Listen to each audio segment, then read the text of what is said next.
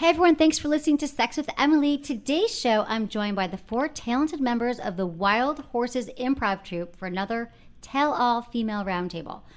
We'll be going in depth on all things sex, and things are going to get, dare I say, wild? Thanks for listening.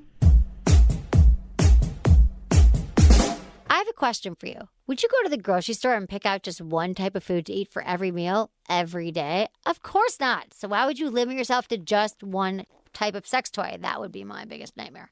So think of adamandeve.com like a sex toy supermarket. They have all my favorite high quality brands like WeVibe, Magic Wand, Jimmy Jane, Pure Lube, and more. And to make it easier to stock up on an arsenal of toys and lube, the folks at Adam and Eve have set me up with a special deal for all of you.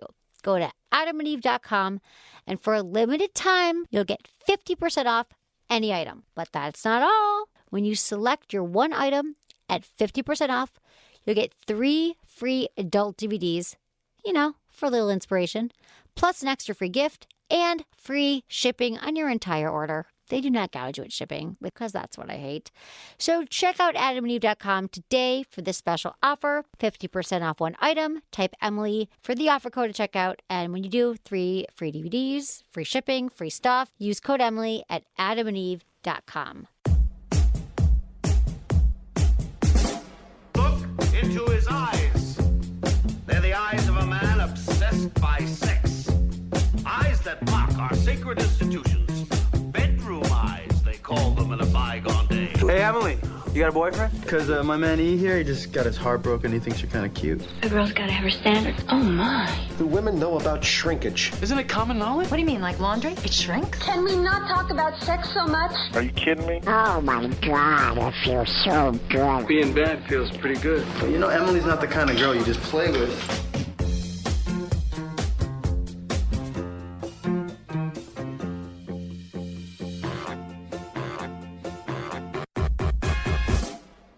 You're listening to Sex with Emily. We're talking about sex, relationships, and everything in between. For more information, go to sexwithemily.com.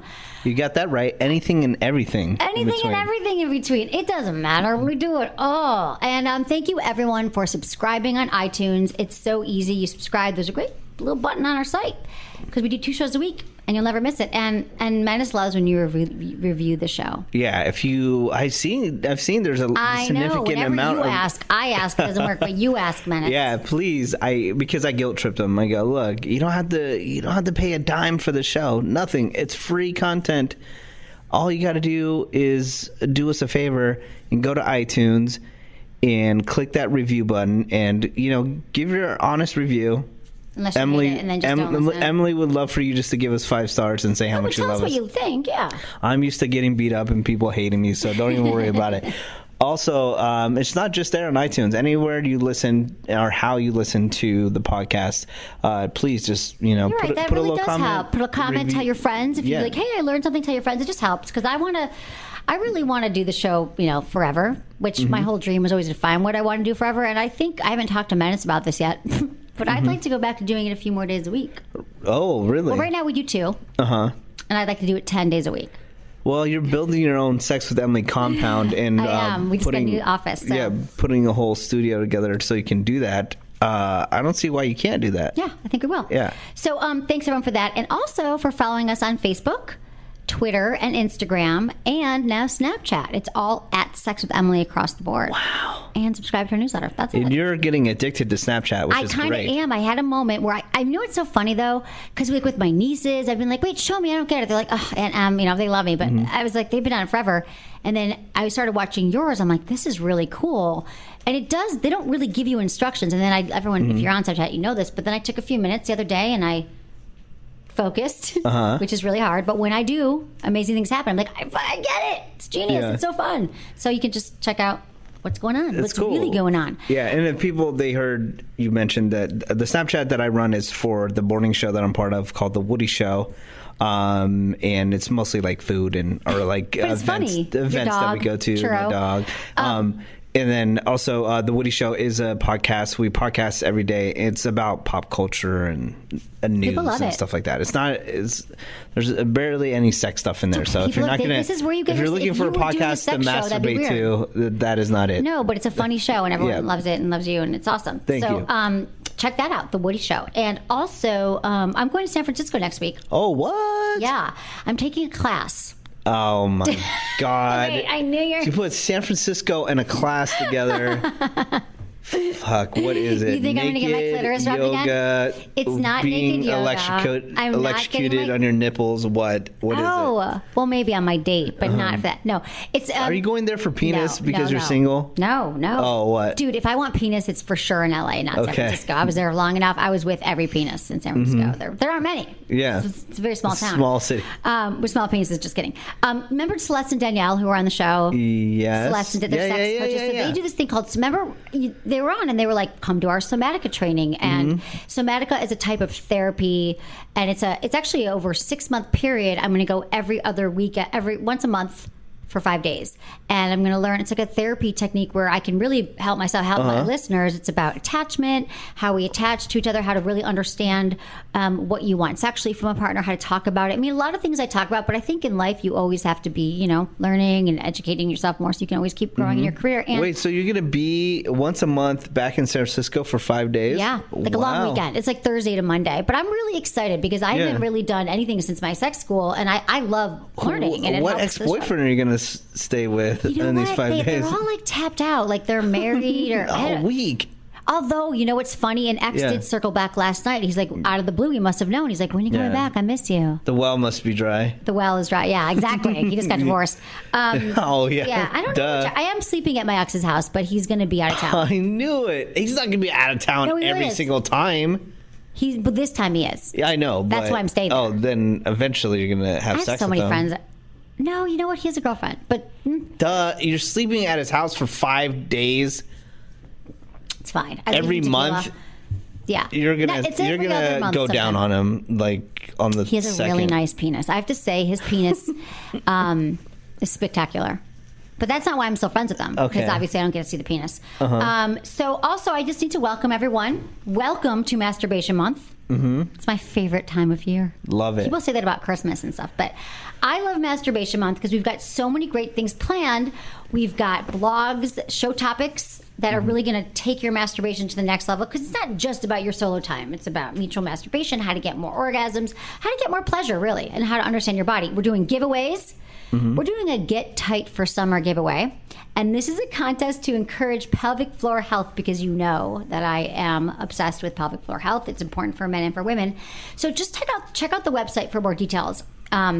Because what we're doing contests, we're doing a few of them, but we want to know how you self-love. Tell us your masturbation routine, lighting candles, porn. Do you have like a solo sex playlist? Like, I want to know how you do it. Like, how, like for women, like some women have their little, like they have to be on their stomach or back, or they use this toy or that toy. Men, I don't know what you guys do. You sit in front of your laptop with your pants down to your knees. It's all different. I want to know what you guys do. So email me, and we've got some masturbation-friendly prizes, and I've got good stuff. Cool. Yeah. And then recently we did a podcast, which was probably one of my favorites, the Drinking with Emily podcast. Turns out, it's called, did you see what we call it? Drinking with Emily, turn-ons, turn-offs, and tequila. All right. So we did our drinking show at the house. Menace and I, we finally had it. We've been talking about it for years. My apartment, the whole team was there, the whole Sex with Emily team, and it was a hilarious show. No editing. No limits. That was fun. It's very open. I know. It's very open and real. Because I think a couple of your staff hate me. No. And then so I had to tell them They why. don't hate you. They were afraid. They thought that maybe you... They didn't understand. They don't know you because you come in, we do the show, and you leave. And I'm like, no, Menace is the bomb. I love Menace. And we hadn't hung out and partied in a long time. So it felt like family, and I loved it. And they don't hate you. They just were, ooh, Menace. Because you give off that thing. What? And I explained it. Yes, we all explained it. Now we're all in love with you. We want to do it every week. Every week. I don't know if I can handle it. It was a little much. I'm glad you stayed out as late as you did. I know. It was way past my bedtime. The food was good. It was fun. Okay, so now quick shout out to our sponsors, and we'll be right back for a little Sex in the News, and then our guests, which I love. They're hilarious, and we'll be right back. Okay, it's time to talk about what's in your pants. And for once, I'm not talking about your penis. Imagine that. I'm talking about your underwear. Okay, think about it. It doesn't matter if you're wearing a suit or you're wearing sweats. You spend almost 24 hours a day in your underwear. And not only that, on some of those days, someone else might see you in your underwear. So obviously, you want a pair that makes you feel comfortable and confident. Now, for me, this has been a challenge. There's always those underwear that feel really comfortable, but they don't look that good and vice versa. But have you tried MeUndies? They are so stylish and they are the softest underwear in the world. I love them. They're comfortable and you might be hearing about them a lot. And I thought what is this? You order underwear online? But I'm blown away by them. And I was can I get some more? And you know that I am an expert, I have to say, about what goes on down there. And in my professional opinion, if you're not wearing MeUndies or giving them a try, you are doing something wrong. Every pair of MeUndies, they're made from sustainably sourced modal, a fabric that's twice as soft as cotton. That explains it. I can't even describe the fit and feel of MeUndies, but once you try them on, you'll understand why they're called the world's most comfortable underwear, but they're also sexy. They sent me these little sexy boy shorts and stuff. MeUndies has dozens of styles for men and women and limited edition prints to help you make a statement with your underwear, whether anyone can see them or not. And if you don't even like them, if you're these aren't for me, I don't like these MeUndies, they're free, no questions asked. And so right now, Sex with Emily listeners can save up 20% off your first order. Shipping's free in the U.S. and Canada, and you save up to $8 a pair with the MeUndies subscription plan. Just go to MeUndies.com/Emily. That's MeUndies.com/Emily and save 20% and get some fancy panties that are comfy. Okay, there's a study, Menace, Sex in the News. 3 out of 4 women would choose a man with love handles over a man with six-pack abs. I thought you'd like this. I love it. Six-packed guys are almost every lady's fantasy, right? Wrong. No, but it's funny that you say this. I know some of the hottest women ever, and they love it, a doughy guy over a six-pack guy. I think that's very, very But true. I want to hear the reasons. There's reasons. Okay. You're going to love this. The question still stands, though. Why do women like the six-pack? What makes women fall for a guy because of it? Turns out it's just in our minds. In the real world, a recent study revealed that 3 in 4 women would choose a man with love handles over one sporting a six-pack. The woman claimed, when it comes to real life, we don't want chiseled perfection in our bed. So why don't they want a hot, buff, perfect man? I know. Weird. Do you want to know why? Why? The sad answer is we're worried we won't shape up. 74% of women in the survey said they'd feel self-conscious taking their clothes off in front of a perfectly toned man. We feel far more comfortable with flab because it's less threatening. And women, we are under so much pressure to look a certain way and to be a certain way and a certain, and we're so worried about things that having a guy who's not doing the six-pack sit-ups all the time takes some of that pressure off of us. And this is kind of funny, though. I'd love to meet a female whose sex life isn't affected by a fat day, and I've yet to meet a man who is letting fat stop them from having sex. Yeah. But you have said you've had a day where you ate too much and didn't feel like having sex. Oh, yeah. All the time. That's after, being in Vegas. Being in Vegas at, a buffet and things like that. Right. Which you find very attractive and sexy. It's funny because it's so hot. I forget Chris Pratt. Go back for seconds. Chris Pratt, the actor, he's married to Anna Faris. Nice. Thank you. And she said, because Chris Pratt, he fluctuates from when he's super in shape for some movies and then he's doughy in other movies. And she said that she prefers him doughy over super fit. And the same guy, Jim from The Office. Sorry, I'm really bad with names, but Jim from The Office. I don't even watch TV. So. Yeah, he just recently got in shape, and his wife Emily Blunt liked him the other way versus being super in shape. So maybe they're saying that for the media, I'm not saying everyone shouldn't work out for their health. It makes me feel good, and I support it. I thought you'd like that. Thank you. Okay. That's all I got for Sex and News because we have our wonderful guest here. So, yes. Okay, I want to introduce the Wild Horses women. Wild Horses troupe? Amazing talent. Troupe works or team. You're all-female long-form improv show in LA. What did you say? You're making us question, what are we? Explain it. You're all super talented on your own right. Comedians, actors, improv, and then I met you. Well, Lauren, I first met you at Bangarang. Yeah. That was amazing. On Friday night, every Friday night or one Friday night? We do a show every Friday night at UCB in LA, and you came and answered sex questions from the audience, and it was so fun. And everyone, it was really great to see people open up in the audience and raise their hand and be like, I keep dating someone who wants to choke me or whatever. Exactly.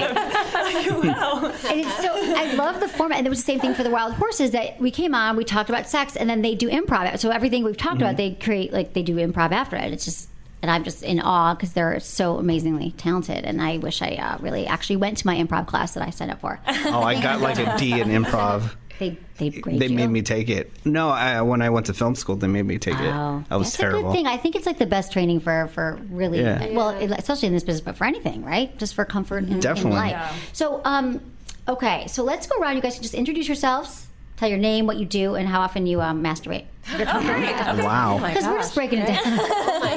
Oh my god. No pressure. I'm not comfortable. I have to go. Masturbate. I didn't know what this was. I don't know. My name is Mary Holland, and I'm. What else was I supposed to? What you, How often you masturbate? what you do. What do I do? And we'll be giving out all of your contact, and it'll also be on our site, but you're welcome to throw out your Twitter or whatever you want. Okay, great. My Twitter is @mholland85. I am an actor and comedian. I perform at Upright Citizens Brigade every week, and I would say that I masturbate daily. Nice. Probably. Nice. Yeah. At least. Okay. That's great. I'm so excited about this. So you guys are going to learn about each other. I know, it's interesting. My name is Lauren Lapkus. I basically also do all the same things as Mary. I'm an actor and comedian, and you can find me at Lauren Lapkus on Twitter. And I would say I masturbate a couple times a week. Yeah. Okay. Yeah. Just breaking the ice. Hi, I'm Erin Whitehead. I'm also an actress, writer, comedian. And I go through spurts where, I could not go for 6 or 8 months, and then I'll go daily for a couple weeks, but then I'll just drop off again. God. Yeah. Yeah, I hear you. Yeah. Thoughts? Great. I'm Stephanie Allen. My Twitter is @StephAllen, and I am also an actor and comedian at UCB. And I also masturbate, I would say a few times, maybe 4 or 5 times a week. Okay. That's good. Just get comfortable here. No, that was that was like foreplay. Okay. Ask me more. Okay, so tell me. So Wild Horse. Wait, hold on, Emily. Oh, how often you do you made masturbate? you made everybody else share. Oh, God, well, I gotta be honest with you. So my job is to masturbate. I mean, truly, I get 25 pounds of sex toys delivered to my office a week. I mean, I need to. And I think it's become, because I'm a procrastinator, lately I've been putting it off, I think, because I'm I have so many toys and I'm overwhelmed. No, but I typically I go in phases. So, sometimes I'll do it every day. But lately, I feel like the last 2 months, it's just been, I think I need to more because I've been stressed out, but I would say it's been once a week. But then I'll go in phases where it's twice a day, or I don't leave my house on a Saturday, Right. So it fluctuates. Can't get anything done. I can't get anything done, exactly. I mean, so, I'm masturbating, I'm taking notes, and it's work, but yeah. I'm going to do it more, though, now that we're talking about it. Cool, Maybe think about it. We don't always ask everyone that. I'm I want to know. I'm doing my titles now. What about you, Menace? You don't masturbate, do you? You don't watch porn. I'm not going to. No, I don't watch any porn. And the French bulldog is always around looking at me. You got to get over that. Do you have the problem with dogs? Or do you have dogs that you worry about watching you have sex? I don't Cats? really care about animals watching, but if they're just staring, I feel like that is weird. It is. Get them out of the room. And she never stops staring at me You got to constantly. train her to leave the room. And then she cries and I feel bad. You got to get over She's still a new puppy. Sometimes I feel guilty if I'm masturbating next to my cat in bed. She's just laying there. I feel like you don't know what I'm doing. It's Right. weird. Or she does. I know. Yeah. You gotta get in the moment. Okay, so tell me about Wild Horses. How did you all meet? So you've all been doing stand up at UCB for doing improv? Yeah. Okay, tell me. We all knew each other from different stuff. We were in a book club together, and I think that's kind of where we started to get to know each other better. But we started hanging out more just as a foursome, and then I got invited to do an improv festival that was all female, and so I put together this team because I didn't have a female team, and I was like, who do I want to travel with? So I picked the fun people that I knew, and then we ended up having good shows, so we kept performing together. How long have you guys been doing it? How long have you been doing it? A couple years Yeah, now. I want to say 2 or 3 years. Yeah. 2 or 3, yeah. And how do you think, how has improv helped your everyday life, would you say? I think improv, well, it really trains you to be in the moment, and listening is so important in improv. So I think that it keeps you present and keeps you in the moment, I find, in life. What? And it really helps my relationship. It really strengthens my relationships too, I think, because I'm so I am the improv trains you to just listen and be curious more, and so I feel like I'm much more engaged in my relationships.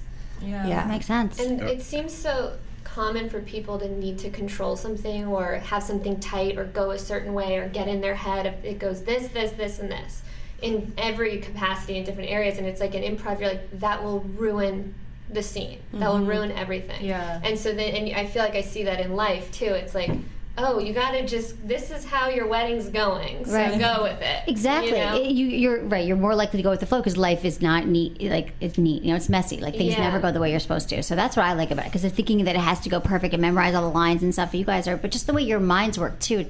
It's brilliant. You have to go see their improv. Like, I'm like talking about sex and vaginas. Improv is always fun to watch. No, but it was like, but you are also just very, very talented. So everyone should check it out. And Did come you to say LA. improv is always fun to watch? It is. So impressive. Why? Say, I mean, I'm sure you guys judge improv way more than I would, right? Since you do it, you were like, "Oh, this sucks." You've done a lot. Right. I think. Well, I'm usually just an audience member who's had a lot to drink, so I think everything's you're hilarious. that guy. Yeah. Ideal. But I'm not like. Come to our show. I'm definitely not going to be heckling you, but I probably wouldn't judge you as much. Yeah, that's nice. Are you in relationships?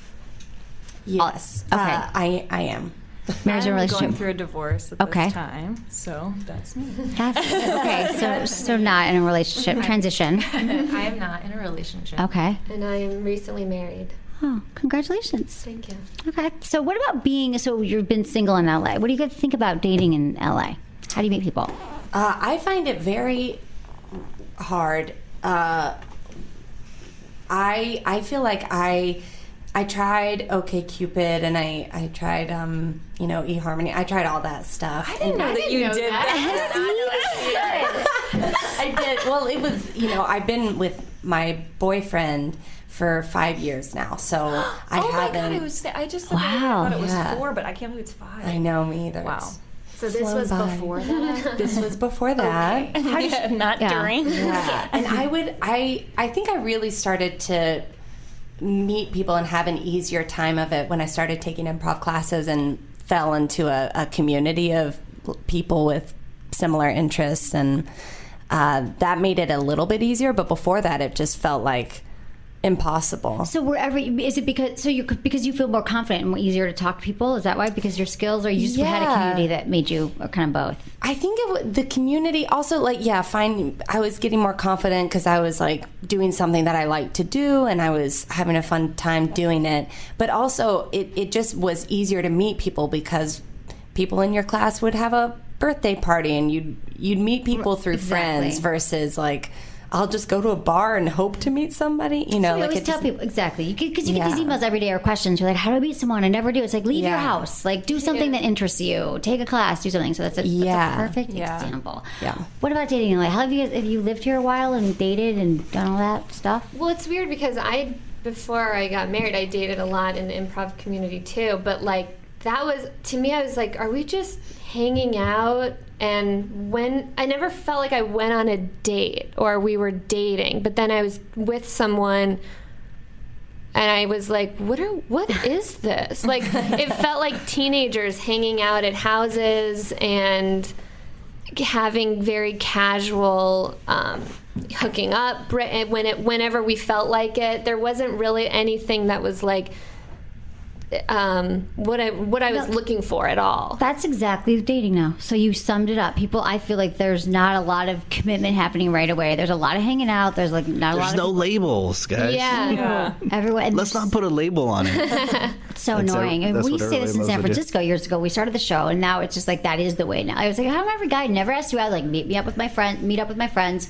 But now it's like no one's even looking for it. It seems that way. Yeah, I've heard from my single friends that it's like super hard in LA more than other cities that they've lived in, that people just really don't want to commit or like go out again. Like it's just very vague, like a lot of the ghosting or whatever. Ghosting is yeah. But I felt like that too, like on the other end of it, where it's like, well, I have this tomorrow and then I have that. So here are the days I'm free and at 11 p.m. and then, that doesn't work for me. All right, I'll check back in a month. Because everyone is so, you're right, everyone's so busy, and it is hard to pin it down. But I guess, you also find people when you're at the right time, when someone else is, because to say that it's everyone thinks that they live in the worst town. San Francisco we thought, and New York, LA, like I think everyone, when you're saying like it's just hard, but I think, if you're out there and you do meet people. I mean, I don't know. I think it's all dating is just challenging. I've mentioned this before on past podcasts, but the single girls that I know in Los Angeles, they tell me that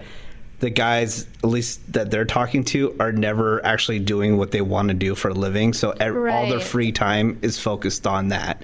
So they have a day job, but they want to do improv. So at night they're doing improv. So their free time is constantly taken up, and they don't have any time to put into a relationship. Or wanting to just be in a, maybe a financial situation that they're not in. Like, I feel like there's so many people that are like, I want to get married and have kids, but once all of these things happen. And until then, I can't really commit to this, because if I then go that route, I could lose everything I've built. And so then you're in this, like, conversation of, it's like, who wants to be with somebody that's fearful of their... I don't know, security. It's true. It's true. I don't think like I've got to make the career first before I can ever do anything else. And like, why can't you have the both simultaneously? But I'm guilty of that. I think it was an excuse to avoid intimacy, but I did do that for a long time. I did that too. Right? I was like, I just have to work. I would love to be in a relationship, but I've got to work. You can come over, bring your laptop. I mean, those were my dates for a really long time. So being comedy then. Do people expect you when you're on dates? If they expect like be funny, or how does it affect your dating and relationships?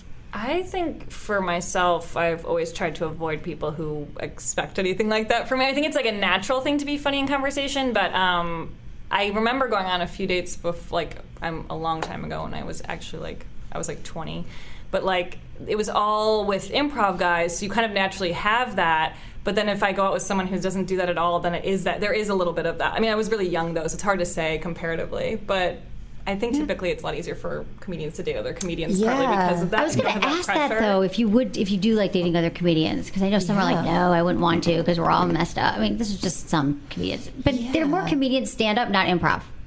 There's difference, right? Yeah. Oh yeah. It's a very distinct difference. Yeah, I don't think you guys are as messed up. Thank you so much. Improv people just want to have fun.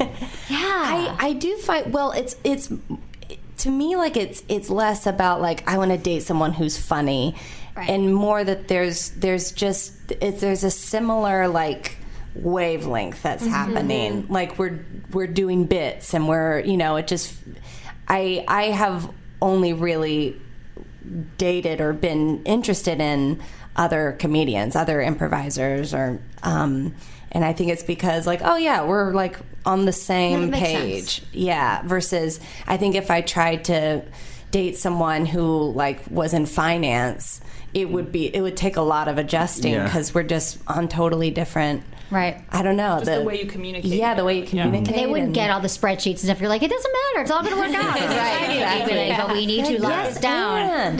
Right, yes, and. Exactly. No.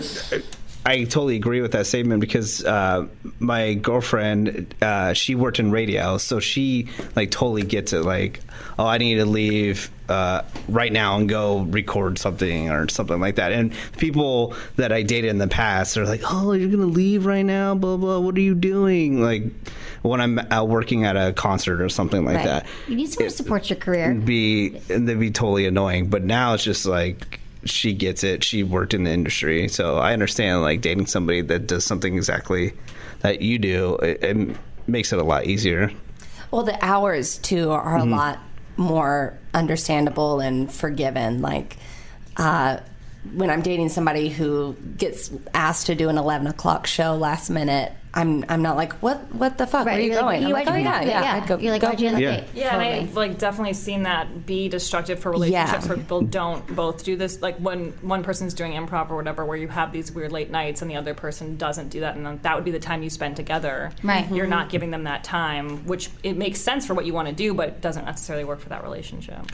Yeah. Okay. But there's like a priority thing too, because I feel like there's a point where no matter how much you love it and you're doing it, you still want to at some point be like, but I do sometimes want to choose the relationship over like 11 o'clock last minute show if we had plans. You know, like Definitely. That's if true. It's forward That's a really good point. Your career, one thing, but if it's like yet another indie improv show with 20 people in the audience. Right. Yeah. Like, So what's more important? What are you doing? Yeah, then you just don't care about your relationship. Right. It's a balance. It's all a balance. Yeah. Okay.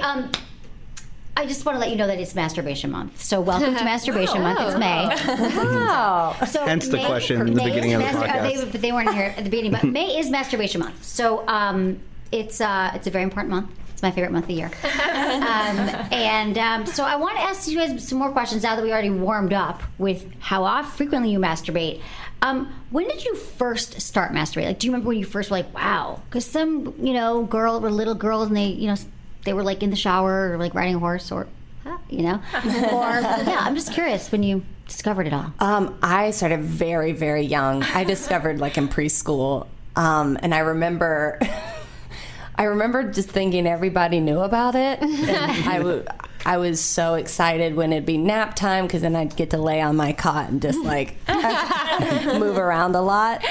God, we were friends then. I was late, but I didn't know until I was like 20. So.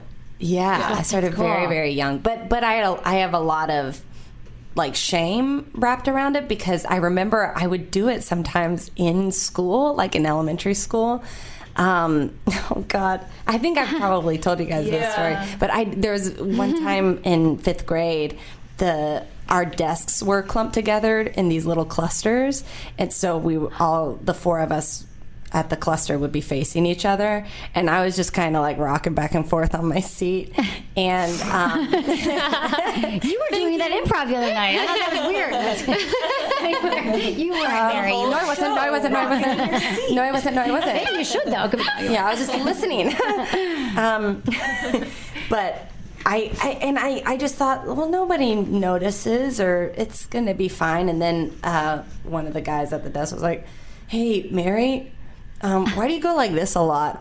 And I like, my heart just dropped into my stomach, and I was like, is this not a thing that immediately just so much shame around it. Right. I mean, I kept doing it. Right. But, you're like, I'm just not going to do it at school. I wait till I get home. I just won't do it at school. Yeah. I think that I'll never forget that moment because I was like, oh, you don't do this in public. Right. Right. Did your parents ever say anything to you? Did you go home and...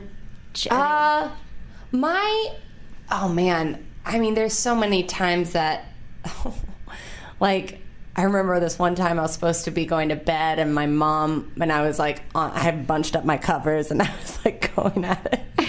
And my mom came in, and I like pretended like I was asleep on the covers. And yeah, there was so many times that I was caught. Right. But you still do it every day. You still get the practice. Yeah. That's awesome. Yeah. I wish. Yeah. Yeah. Good. Okay. Lauren. I think I had like a couple moments of kind of experimenting with that when I was growing up, but I think it wasn't really until I went to college that I really figured out what it was more.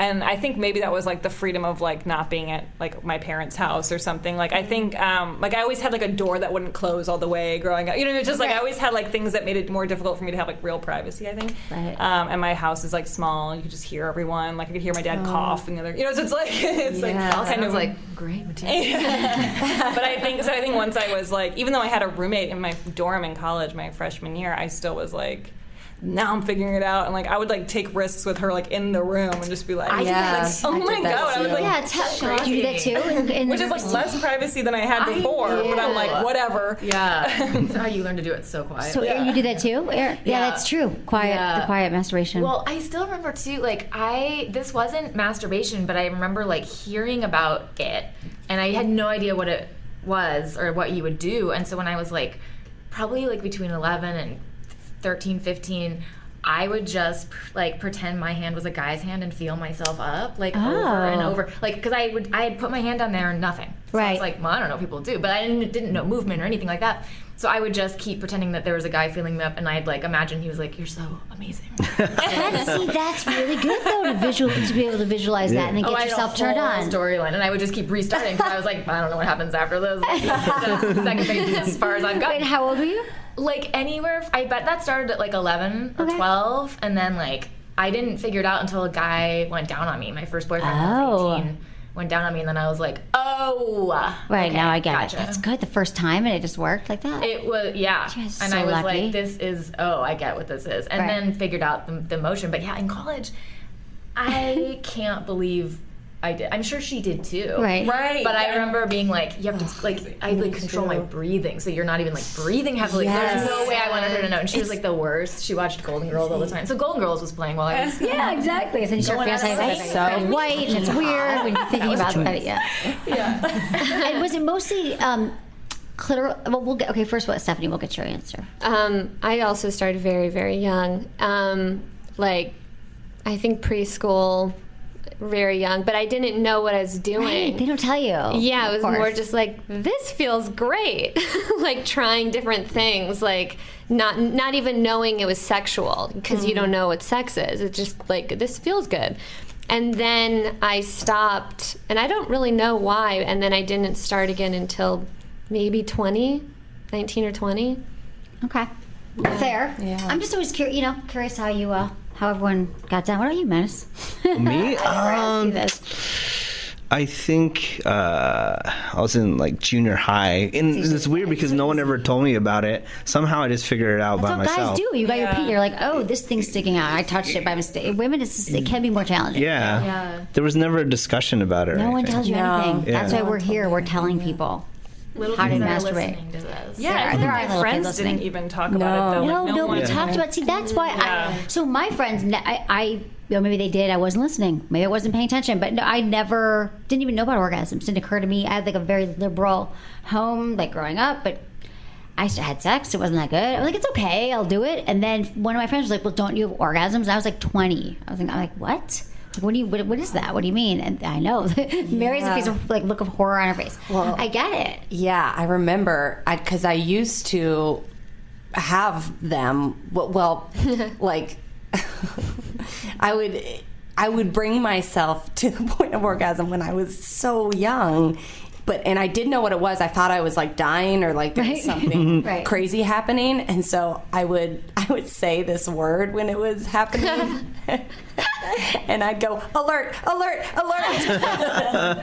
That's so cute. It felt like oh my God, dangerous, dangerous, dangerous. And I got so scared to like bring myself to, I would like do it because it feels good, but then wouldn't ever. I don't think it was until college that I fully was like, oh, I can survive this wave. Right. So we just don't get enough information about it. I mean, hopefully now. Well, no, they really don't, because it's just all about porn. So that's kind of a bummer. Do you guys watch porn? Yeah. How do you feel about porn? Yeah. I think it's cool. I think it's hard to find things that aren't like really aggressive and weird though, like or just like really gross. Like people who are gross looking are like, I don't know. I feel like you have to like get really like deep into things to find things that are more normal seeming or like something I can relate to more. But I have a hard time finding things that don't just like immediately turn me off with like a disgusting guy or like just like people who look really trashy or something or like yeah. As soon as they start talking, I'm like, this is wrong. Like you got a horrible life. I can't watch. Yeah. Or just like really poorly shot or something. You can tell they don't like each other. Trashy doesn't bother me as much as like awkward acting and production. Yeah. That's where I'm like, if it feels like it's an act, that's like exactly. Like we know you're acting, but can you just pretend like that it's something for us here? No, I feel like. Do you know? Is there like a website where it's like all cool or something? There are a few. Yeah. Unfortunately, like a lot of them been taken over. Like Pornhub is like the conglomerate, but there are like. Tumblr porn is great right now. Do you ever go to Tumblr? Yes, I do too. Lady Cheeky, she's a friend of mine. Elle Chase. Well, does she say her name? Lady Cheeky. It's a great jumping off point. Oh, cool. And there's a lot of great Tumblr porn now. Yeah, it's just you just scroll, and then you don't leave your house all day. Well, you search in like the just search bar, Tumblr, and then like a word you want. Oh, just whatever word. Frogs fucking. Like, for Frogs example, fucking. Don't give me Frog away, Lauren. We talked about this. So yeah, I mean, how much sex besides when I was there? Do you guys do stuff about improv around sex, or is it?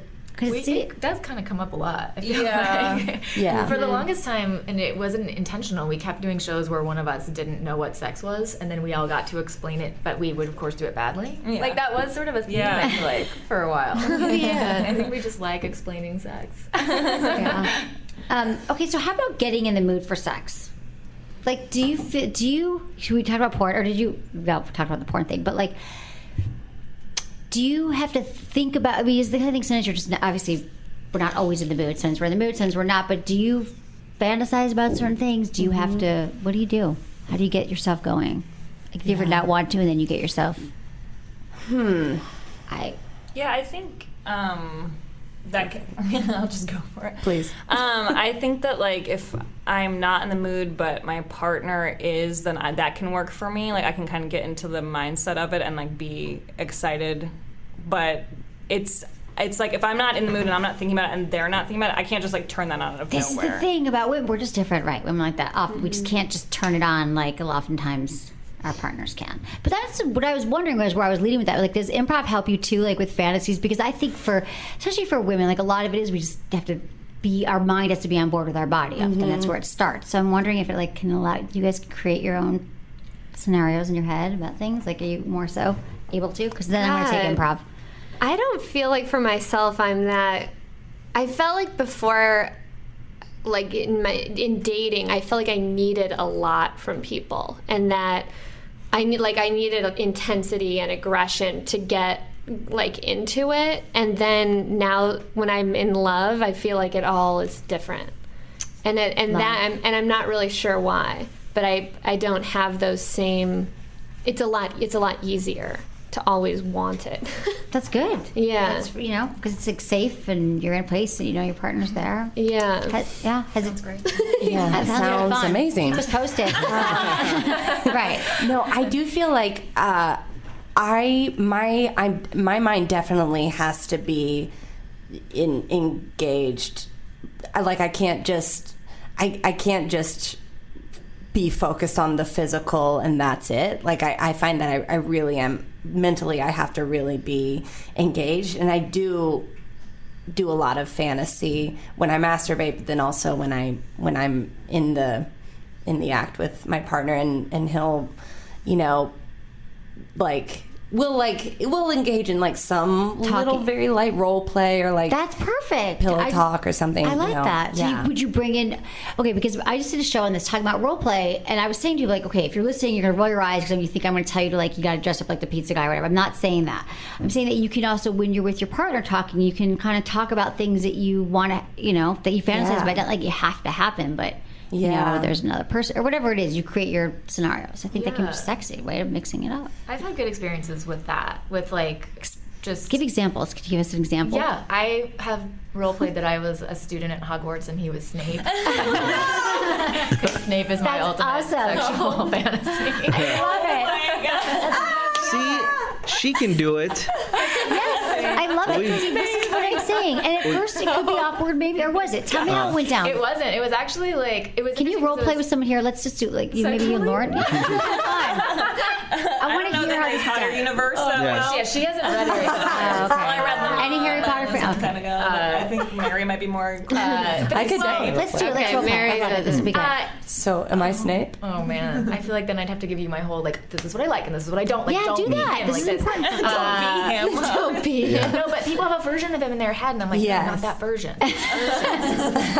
You're hurt, and like you don't hate this student, but you care about him very much, but you can't You're show a boy? that.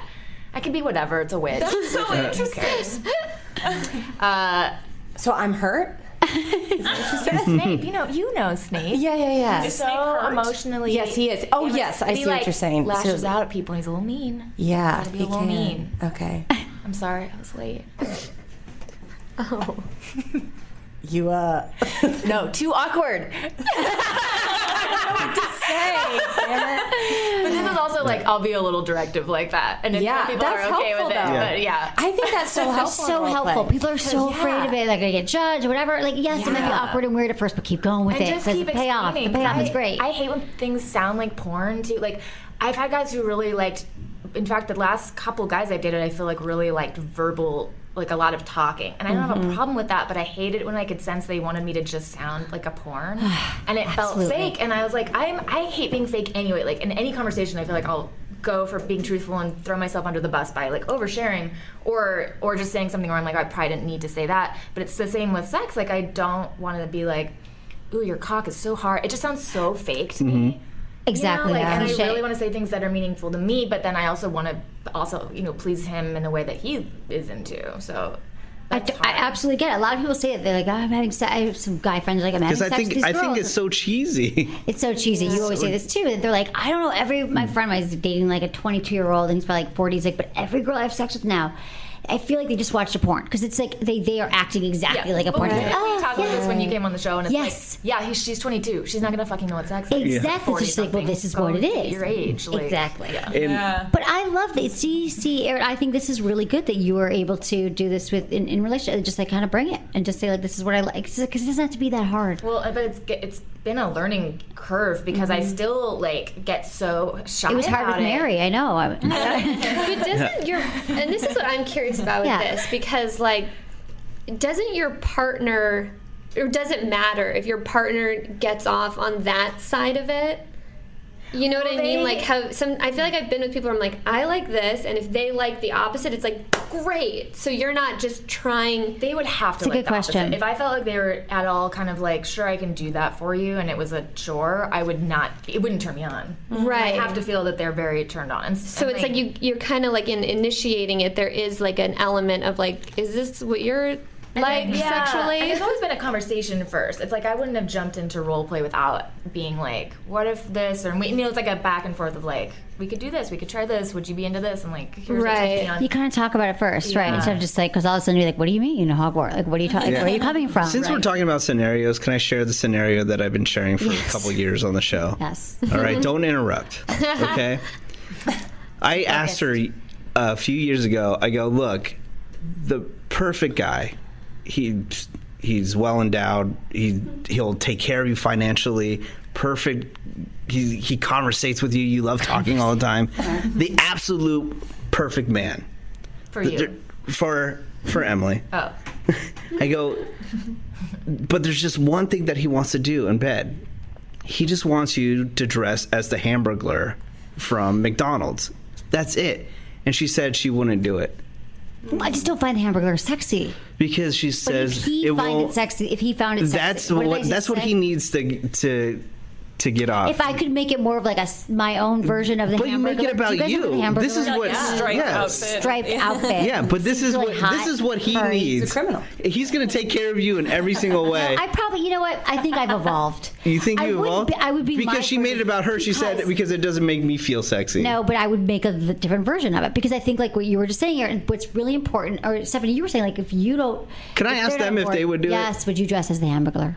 For the perfect partner. The perfect guy wouldn't be what you described necessarily, but for my version of that. Okay, whatever your perfect guy is. I don't know. My perfect guy either takes care of me financially. That's never been a thing either. But you're saying in general, if he was a perfect guy. Your perfect partner.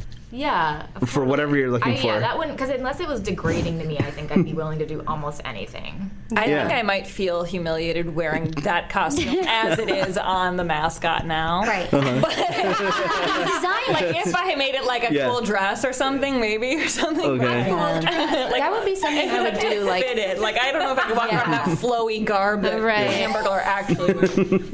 Like, he just escaped from jail. I feel like I'm not imagining it right. He doesn't even like the striped He pants has like and a striped bandit. top. He's got a thing. And it is a joke. But really, I think the point of it is that your partner, I think that sex is so confusing in relationships, and it can become such a place where we don't know what our partner wants, and then we don't even know how to talk about it. So I think that for a lot of people, like, they're happy that their partner's sharing what they like, and they can. And if your partner's on board with it and wants to please you, I think most of us just want to please our partners. Yeah. We're like good, caring, loving people. Yeah, but if you don't, I'm like really trying to think about that because like to me, it's like I wouldn't feel sexual. Right. I would feel like ugh, like, what am I in? You mean the hamburger? Yeah, Right. like So I it don't. smelled like to me, that hamburger is meat. there's like a disconnect from my own sexuality. It's like I wouldn't feel like sex. Right. It'd be like, Yeah. what? That's why I would make it a sexier like one. Maybe. Yeah. But, So if you, what does he but mean? are you just saying it What just is- because you don't like the character? No, it's more if like, it was 'cause I think something it's else, like anything. you'd be It's okay like I with. think I'm so open to things, and if I can, at the same time, feel like part of the sex, like it's like, oh, okay, this turns you on. I can get into this. I can get into how it turns on, like whatever. But I think if something was like really.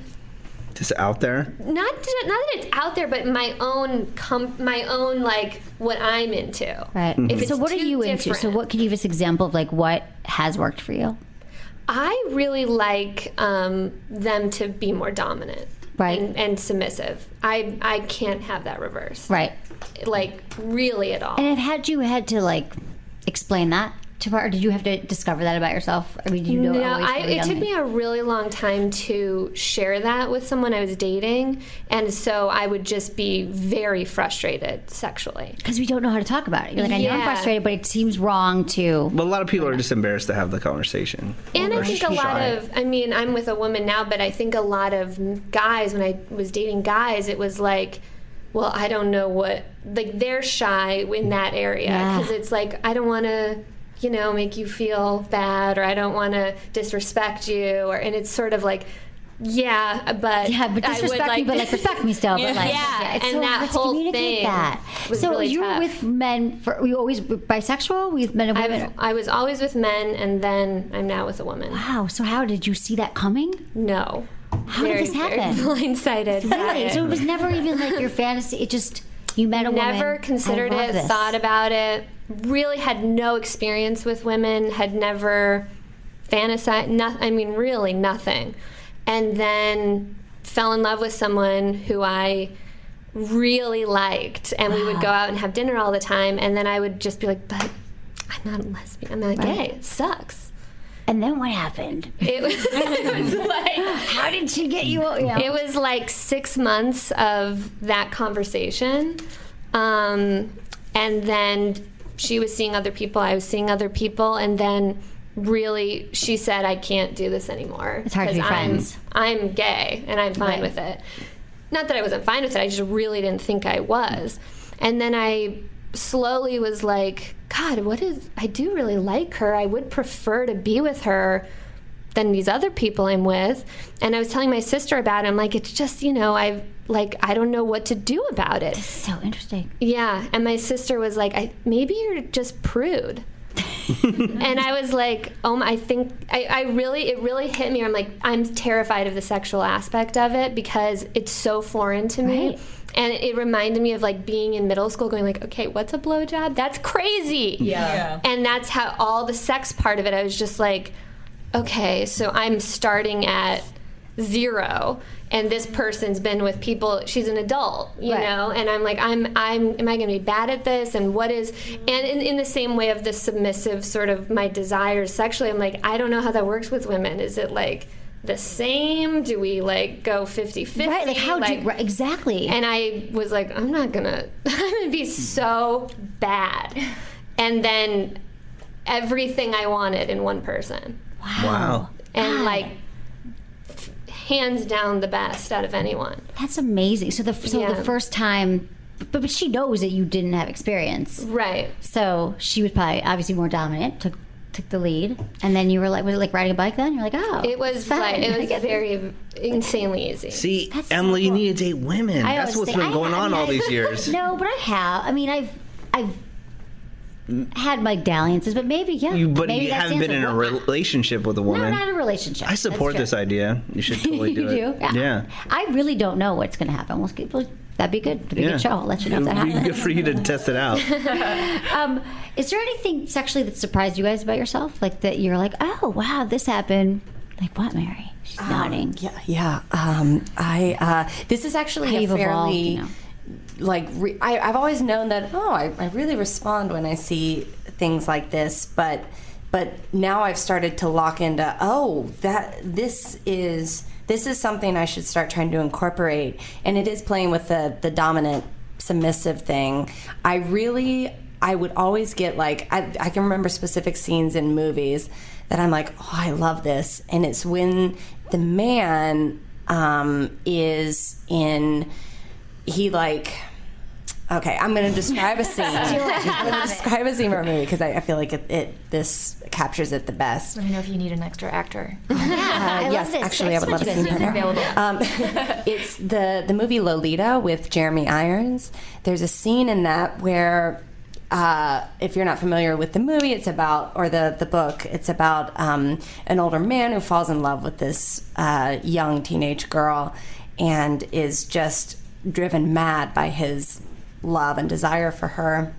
And there's a scene in the movie when he like went out to go get groceries and she's in their hotel room and her lipstick is just a little bit smeared and he loses his mind because he's like, you've been with someone else, and he like pushes her down on the bed and they start like messing around and she's like giggling, like laughing at him. And he's like crying and begging her, please tell me, and he's just like losing his mind and she's laughing at him. And I was like, oh, this is so hot. and I don't know what that is, because it's not so much, I really don't want to be like a dominatrix or something. Right. I think I've discovered recently, and this has surprised me, that I want to be worshipped, or I want to be desired in a way where it's like they can't control themselves. That's a bit. Yeah. So you thought, very common. Because I think I forgot what it's called, but so you thought it was hot because the guy was like crying, that he was very upset and distraught. He was so at the mercy of her. I just loved it. Yeah, I mean, this is the basis for a lot of like dominant, submissive relationships where women. I think that, to put it more simplistic, though, a lot of us want to be worshipped, and we want to feel like he couldn't or she couldn't control herself, and it was really like they couldn't do anything. They had to have me, no matter what. Like it was their life would end with like their love for me was pouring over, and I was so desired that they had to go through like mountains, like all those romance novels and stuff, like just to feel like desired and wanted, and that's why it goes to like the aggression too. People are like, I don't get that, but it's like something about just like it's okay if it gets aggressive because he can't handle himself because he's so overcome with how sexy and amazing and desirable I am. And that's the thought that he would, this is going to sound so terrible, but like that it's ruining his life. Right. That it's he can't live without you. He cannot live and breathe. Yeah, exactly. So did you recreate that? No, I haven't yet, but I want to. I like it. You just stated it, and we manifest that. Now it can happen. But I know what you mean with it. Like I feel like sexually too, it's sort of fun to be in a safe place with someone, and like you were saying, Steph, like guys will be shy about the dominant part of it, and I'd rather date someone like that so that it's so clearly we're acting out a fantasy, because there's no part of me that wants in life to date a guy that is dominant or mean, like or really actually Snape. Well, no, yeah, I do. But like, I like the idea of exploring sort of like dark things or things I'm afraid of with someone sexually, when you're like, but this is totally not how we are in life. This is like just us getting to do this like really intimate thing together, and it's not real. It's like not what our relationship is. Yeah, that's what, you know. I think it can be scary when someone assumes that role without kind of discussing and that would be at so all. Scary. Yeah, and that would be like, oh, you're like this, and now I fear for my life, and no, thank you. Yeah, and just very presumptuous. Right. I think even like some other comedian was talking about how she's dated multiple men recently who all go straight to choking and sex kind of before they do anything, and she's like, I don't like this. This isn't like, why do you assume I want to do this, or why is this something that's like prevalent in the porn world? Is that a porn thing? Yeah, I think it is. I mean, nobody was talking about. Nobody asked me about choking. I started this 10 years ago. I've done 1,000 podcasts. I mean, no one never came up choking. Squirting never even came up until 3 years ago, and I believe. Some women do like it. They like the aggression, but choking comes up every single day now, and I think it's in a lot of porn, right? Like women are being choked and aggression. The idea of doing that before anything, like kind of just being like going straight to that. It's like, what do you think is happening? Right. And I actually was having dinner. I had a weird bad date a few weeks ago by mistake. like kissed a guy and then went out with him, thought I liked him, I didn't. But he was like, well, every girl, he was dumb, but he was like, every girl likes to be tricked. That's what most women do. Like, just so stupid, like, because he saw it somewhere. I don't know what. He's like, they do. I mean, we had never had sex. I was like, you're just ignorant about it. I think there's assumptions, and some women, but again, you need to discuss it beforehand always. Don't assume that your partner wants, don't ever make assumptions. And don't assume that what you're seeing in porn is most women. Exactly. That's my problem with it. It's right. not. For them. Written by men, for men, not for you. And to be a really heightened reality. Everything happens so fast and so crazy. Yeah, like, don't lead with the choking. Like, you could do a little, like I always say, like, if you're spank someone, like a little, like, tap. Like, see how that goes over before you're, like, whacking someone. Right. You know? Yeah, totally. So has there been anything that you have wanted to try that you haven't yet? Sexually? Are you talking to me? Sex toys? Yeah, you guys. My bad. No, I was looking because that whole choking thing. There was something I was looking up. That one actor from Kung Fu, like it really was in the erotic asphyxiation. Yeah, that was like in the news where it was really mainstream, where everyone really heard about it for the first time. I think that was the jumping off point. Right. Oh, when he was doing his own. Yeah. Yeah, I mean, you just got to be careful, too. Like, I get really nervous when people are like, I'm choking so hard. I know. What about, okay, so if then you want to try, what about sex toys? Do you guys do toys? Anything fun? I don't use toys. I'm not really a toy person. You guys are all like naturals. In masturbation, yeah, but I don't even for that. It never has. It always feels really foreign and not attractive. If you need one, Emily has like her whole I was literally hoping that you would give that amazing one that you had. Yeah, the womanizer? Yes. I totally bring you. Did I not bring you on? No, because you were showing it at the show, and I was like, that looks amazing. We could bring you womanizers. Oh my god, okay. I mean, her whole for a long time. Why don't tell me? Just text me. Will you use it though? It's a clit whisperer. Yeah. It's like if your clit could speak, it would say, "Oh, I would like this to be on my clitoris right now." She has a whole garage full of stuff. I would like to try that. Tell me. The machine, the Sybian. The Sybian. What is that? That looks very That I have this on your show, but I'm not sure what is it? This is. The Sybian is. It was made popular by the Howard Stern show. By the Howard Stern show. It's like it looks like a horse saddle. He would put girls on it on the show? Yes. Yes. Do you remember this? Yes. And so it is the most powerful sex toy in the world. And they sent me one.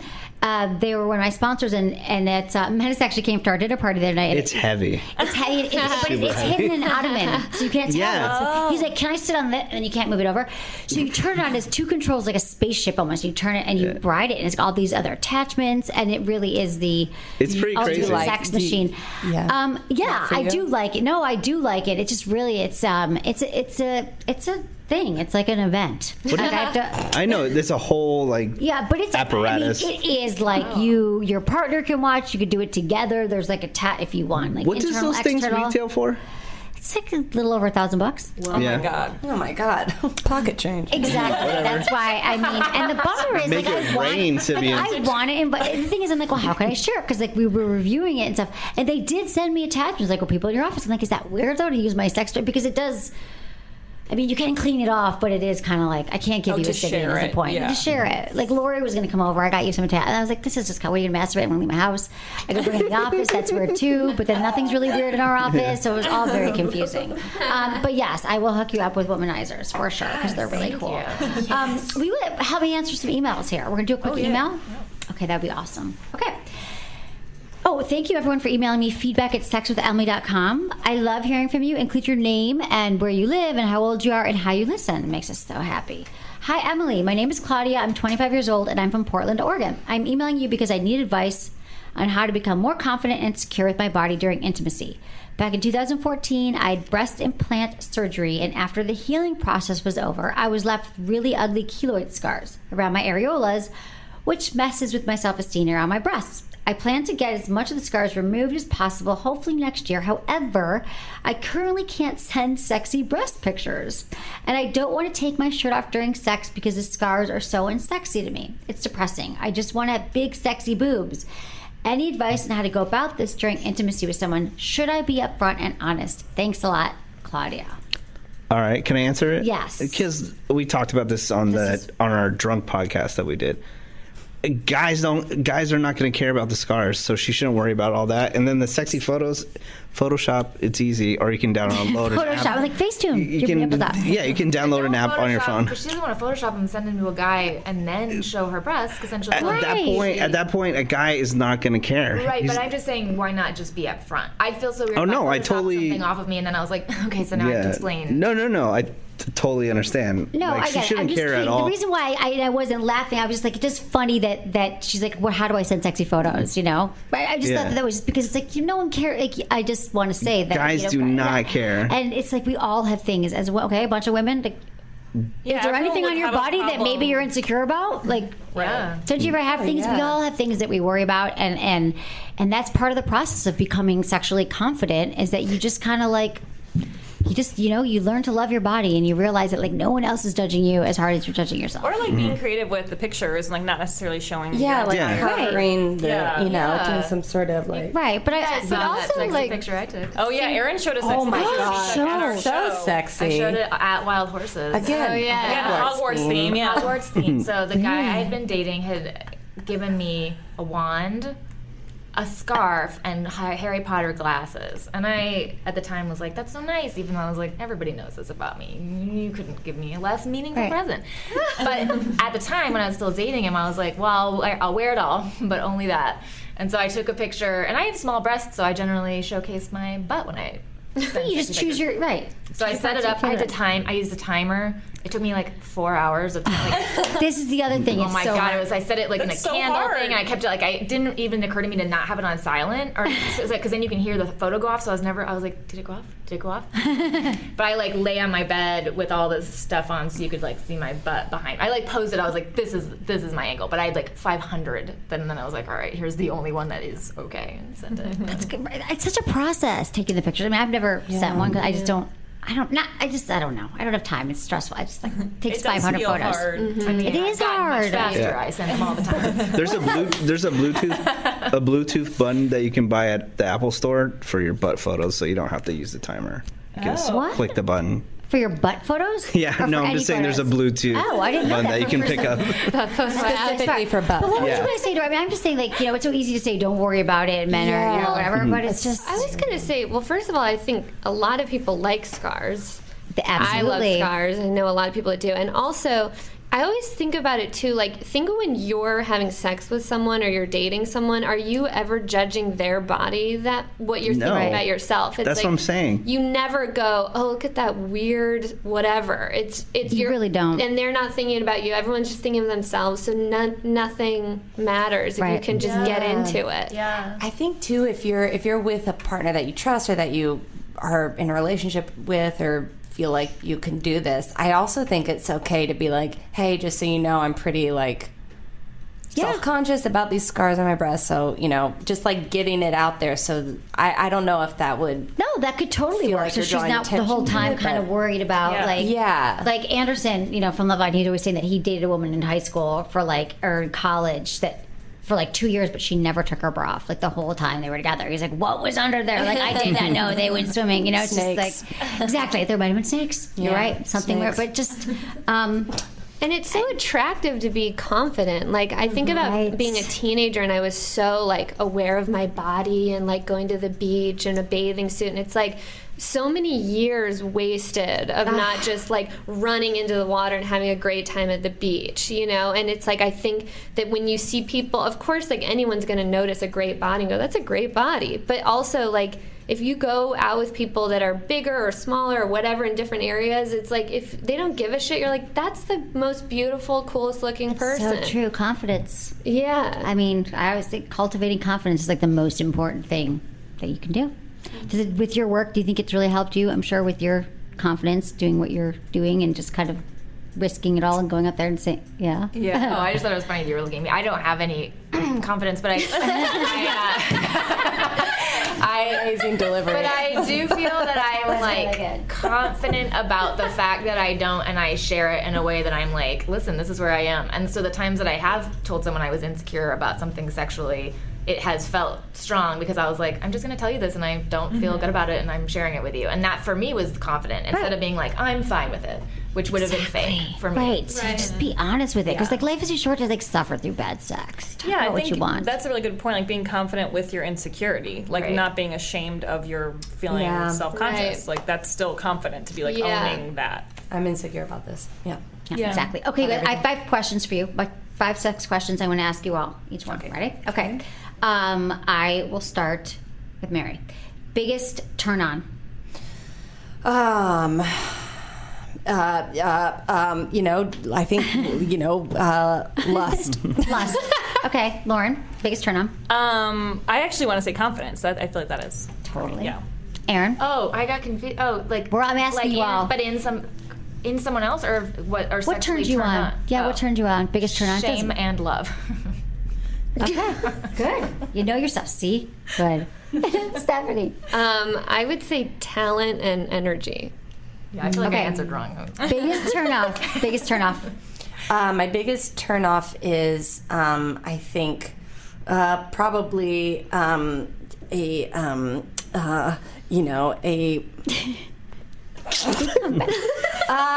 You blocked it because it's so awful.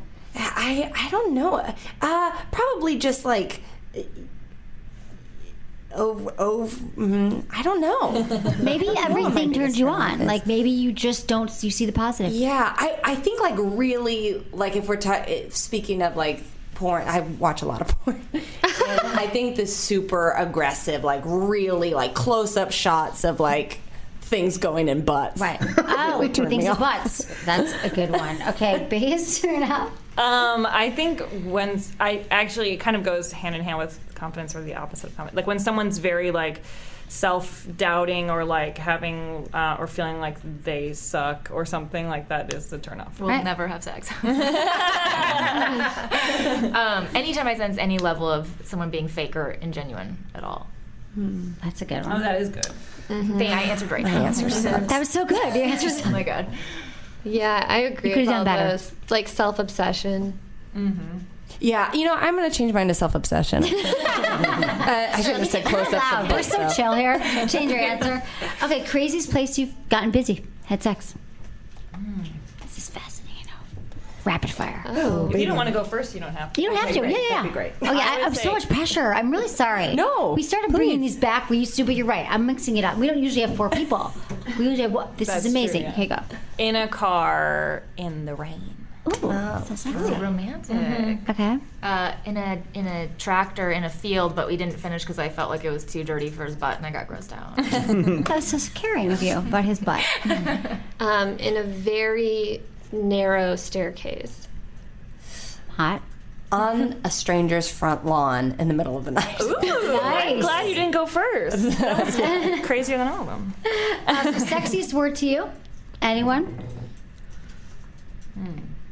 Sexiest word? Word. Oh. Love. Need. Fuck. Fuck. I don't know. Like that. I know it's hard. Sexiest word. I said employment on mine. Employment. Oh, cash. Right. You're like a woman with a pay stub. Did you say cash? I totally just whispered that to you as a joke, but you didn't hear me. I love that one. No. It was just like, it just meant to like bring it all together, that somebody that has their own thing going on. Yeah, absolutely. Do we all answer sexiest word? The one thing that you wish you could tell your current or future partners about your body or your needs. I know. It's a hard one. I don't even remember that one. Maybe we didn't get to it. Yeah, probably. The drunk show? Yeah. The one thing you want to tell, like the. Yeah, like I always say, like, what do you wish you could tell? What do you wish that all men or women knew about sex that you don't know? Like I'm thinking. Oh, okay. I remember it now. Yeah. I like being touched a lot. Like I could. There's no like. During the day or during sex, whatever. Like a lot of touch. A lot of touch. Do not discount foreplay. Like Oh, Foreplay is so important. Yeah, and don't even call it foreplay. It's Right, that's just part of it. It is. Yeah, exactly. But if someone just goes straight to touching the privates, the it's like, worst. ugh, well, now I hate this. And it's the pressure. We're not turned on. We don't know where they walk in the room. To it. The whole thing, right? Yeah. It's the worst. Yeah. Yeah, I actually agree with that. Foreplay. Can I also just tag on to that answer? Yeah. You're allowed. I would say be really like connected and intimate or willing to be, or don't be there. It's so hard for me to be sexual with someone who doesn't really want to like emotionally be there as well. Right. I just watched Bull Durham. Have you seen that movie? I love so good. Yeah. It's such a great movie. And that reminded me of that, like the difference between Tim Robbins and Kevin Costner, like a young guy and a man who can like undress her, and it's slow and it's so like beautiful, and then when she's with the young pitcher, he's just like ripping his clothes. That is such a great example. Right? Yeah. Oh, funny. God, to be with a man. Multiple times a day. Oh my God, so good. Such a good movie. I'm gonna watch it. That's it. My mom had that poster in our bathroom when I was growing up. That's a great one. Yeah. That is so good. Now you have to see it. Okay, so thank you all for being on. Anything else you want to promote? What's coming up? Tell me everything. We do a show every month at UCB in LA, at the first Saturday of every month at 10 o'clock. And then And besides it sells out, right? Like in 5 Yeah, days. yeah. But So they get gotta those get tickets. They're really, yeah. You guys have your own podcast, right? Oh yeah, Correct. we do. We do one on Howl, which is Earwolf's paid subscription podcast network. But should we give Lauren? Yeah, if you go to howl.fm, you can use the code WILD to get a month free, and you can listen to our whole show for free because there's 5 episodes. So you Right. And Lauren, you have a podcast? I do have a podcast called With Special Guest Lauren Lapkus, and you can hear that on the Earwolf Network on earwolf.com or iTunes. And that's my plug. I love it. Okay. Anything else for you? Thank you so much for coming in. Wow. no. Plug. No, I'm great. Do it. I'm Plug. perfect. You've been so good. You've been so Yeah. good. Plug your show, Mary. Oh boy. Come on. Well, you could get the Stars app now. They've got an app just like HBO Go and all those other subscriptions. STARZ, yes. And I'm on a show called Blunt Talk that's on that app. Congratulations. You guys are all doing really well. And I was honored to meet you and be in your show. It's really great. thanks So that was for awesome. having Thanks for me. coming here and talking so sex. fun. I didn't know, were they going to be comfortable talking about this? I don't know you guys. That was great. But thank you for being here. I really appreciate it. Check out their show, Menace. What's up with you? Anything else that we can Just follow me on Instagram and Twitter at Menace. That's it. Okay. We'll do that. And my dog Chiro. My doctor. baby. Okay, and same thing because I'm into the Snapchat thing. Everything sexually me across the board. Yeah, keep on Snapchatting. I'm I support snapping. that. Snapping. Oh, fun. It's so I just fun. got into it. I know. I just understood it. Just figured it out like 5 minutes ago. Okay, thanks Yeah. everyone for listening. Was it good for you? Email me feedback@sexwithemily.com.